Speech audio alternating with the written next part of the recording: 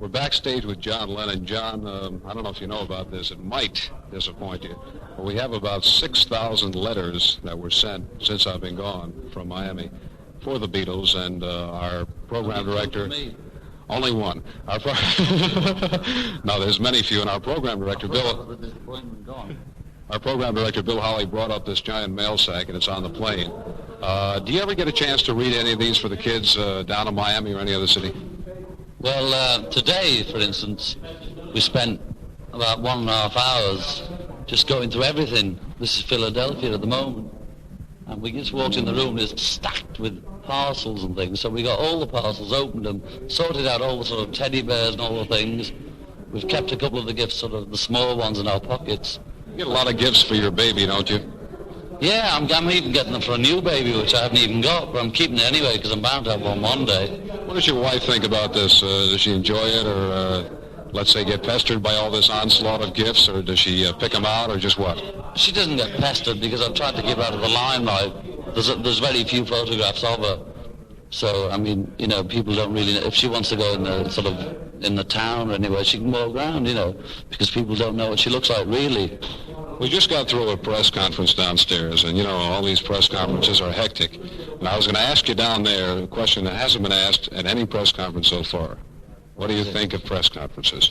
It has been asked at 3 so far. Yes, sorry to disappoint you, Larry, but never mind. Some of them were good, like today's was good, because it was press. In Atlanta, there was just more kids. You know, I mean, we don't mind kids, but kids are to play songs to, and, you know, sort of wave at and all that, but there was more sort of children, and, you know, just sort of not doing anything, just making a noise, and the press didn't get a chance to say anything. So those ones we don't like, you know, the ones where there's no press, just thousands of sort of people, not just kids, everybody. John, last night you were very kind, and Derek was very kind to invite us up to see the movie, which I've seen once, and now I've seen twice. I never invited him at all. Just saw him sitting there, listeners. Well, anyway. Only kidding, Larry. I'm interested in your reaction. You've seen it many times, but do you ever look at the screen, and does it bother you to see yourself, ever? Yeah, well, last night was about the worst time, you know. No, not the worst. The first time we saw it was the worst because there was just producers and directors of the film and cameramen and all the people concerned with it. And when you first see yourself on a big screen, you just watch yourself, you're thinking, oh, look at that ear. Oh, look at my nose, you know, look at my hair stick. And each one of us did that, so by the end of the film, we didn't know what happened, we hated it. And another question I wanted to ask, a lot of listeners asked this before we left. And most of the questions I am asking you are from fans. When you did the picture, were you very, very nervous at the first? Because, of course, this was your first film. Well, you can see the real nervous bits. Normally in pictures, you do things back to front, like the end. You make a film of that on one day, and then the next day you do the beginning. But in this one, we almost did it in sequence, one after the other. And the first bit we did was the train, which we're all dead nervous. You can see us, you know. Well, people that know us know, you know, that you know, we're sort of dead nervous for the first. But practically the whole of the train bit, we're just going to pieces, you know, so embarrassed about it all. One thing I noticed in the picture, and, you know, from being here 2 weeks, I noticed that many of your expressions and ways in the picture are just very natural. Did you have to adapt yourself to the picture, or was it just natural acting? Was it yourself? It looked like yourself to me. Say half of it was ourselves, maybe more. Because, I mean, the director knew that we can't act, you know. Shut up, will you? I'm going to take... The director knew that we couldn't act.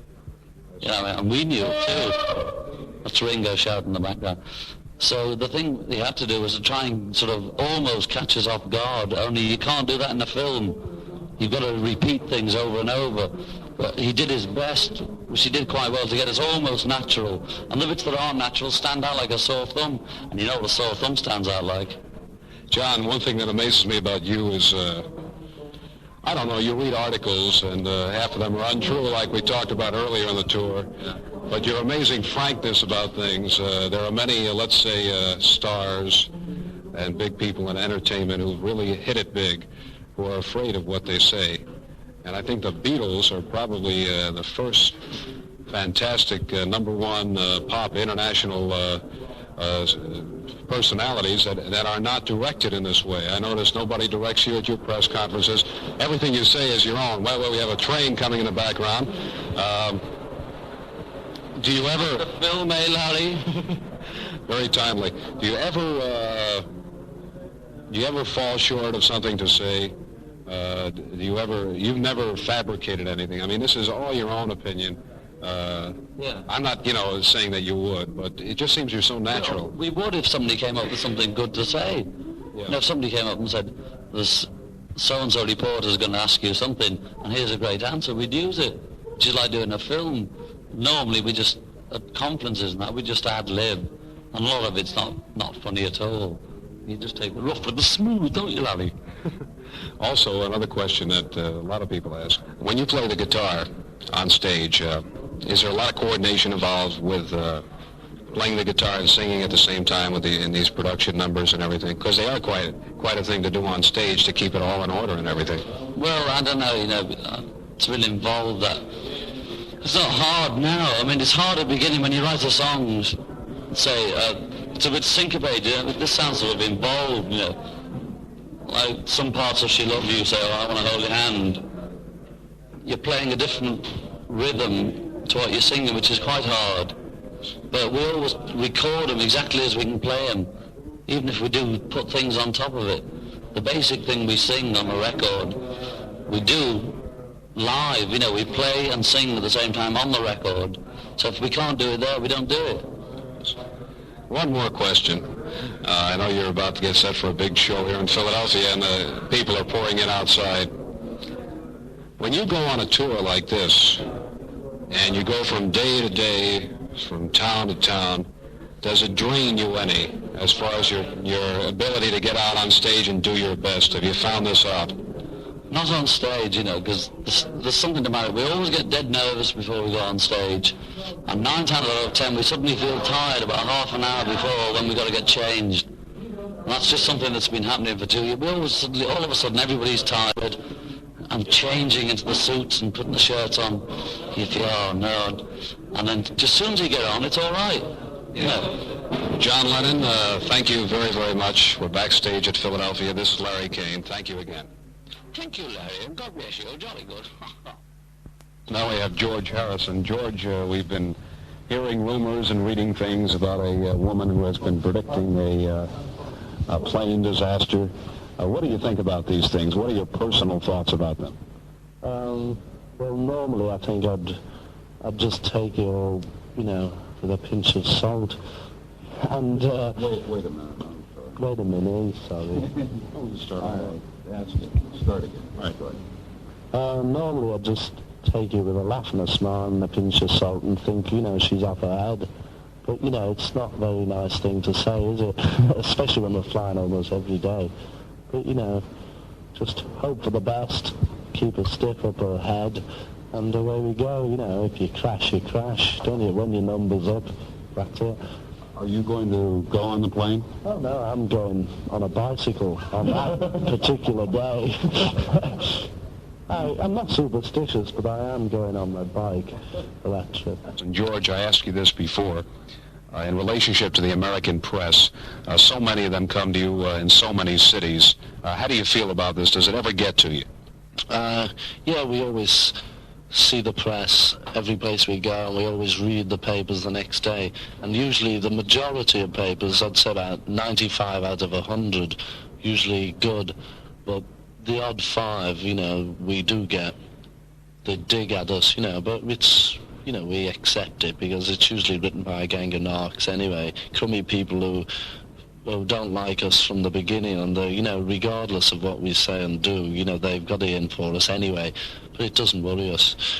The other day you mentioned to me that you'd rather, we asked you if you wanted to live in America, and you said that you'd, like to spend your entire life as a permanent resident of Great Britain. When you come over here, do you see a basic change in philosophy, a change in the people, or is it generally the same mood of atmosphere and feeling over in England? Is there a difference in this country? We both speak the same language. How do you feel about this? Is it different to you? Yeah, it's different. you know, in as much as people talk different, drive on the other side and have hamburgers and all that, but basically I think it's the same. Oh, the people who run this country, you know, it's a bit different, I'd say, to the Parliament of Great Britain. But, you know, as far as I'm concerned, it's not all that different, except that, you know, it seems to be more happening over here, more things that I like lots of TV, radios, drive-ins and all that sort of stuff. But I do like Britain because, well, for the main reason, it's a great place, and I was born there anyway, and you can't, you know, move just like that. I think I wouldn't mind living here for a few months each year, but not permanently. One more question. I notice you're wearing a lot of, in your spare hours, a lot of what we call dungarees, Levi's or Western wear. Do you dig this American Western type of dress, or have you always been wearing these? I've always worn jeans, you know, because it's good when you feel like being scruffy, you can just lie around the floor in them and do anything. But you can't, you know, even if it's an old suit, you still feel a bit funny. But in jeans, you feel perfectly relaxed. But I do. George, thank you very much. Thank you.